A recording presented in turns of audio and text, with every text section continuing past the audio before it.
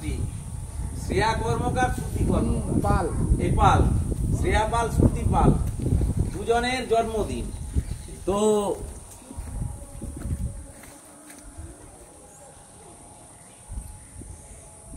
আমরা তোমাদের জন্মদিন পালন করে থাকি না, করি না? করি তো। তাহলে জোরে বলতে হবে না আস্তে আস্তে বলছো? কই বলছো জোরে? জন্মদিন পালন করা হয় না হয়নি?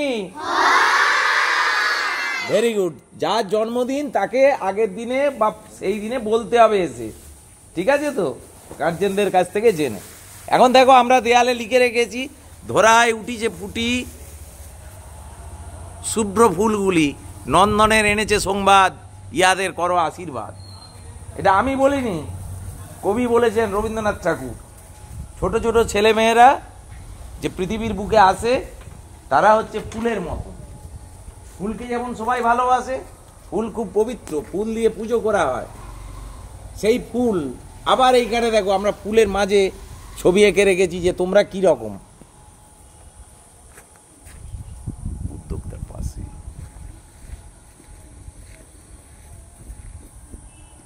তো এইখানে তোমাদের চিত্র অঙ্কন করে রাখা আছে যে ছাত্রছাত্রীরা আমাদের কাছে, বিদ্যালয়ের কাছে কি রকম না ফুলের মতো।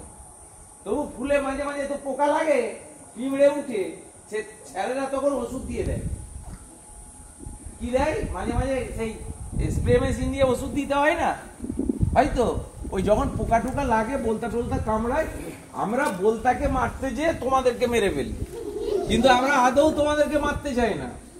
ধরো তোমার গায়ে বলতা বসেছে, তাহলে বলতাটাকে তো মারতে হবে। কি করে মারবো? একটা বড় লাঠি এনে ধমাস করে দিয়ে দিলাম, বলতাটা উড়ে চলে গেল, কার লাগলো? এটা ভালো হয় না খারাপ হয়? জোরে বলো। ভালো, ভালো হয় বলতে হবে।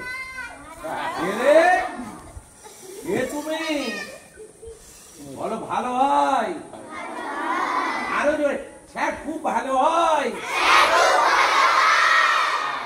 এইভাবে বলো বলো বলো, এইভাবে আমাদের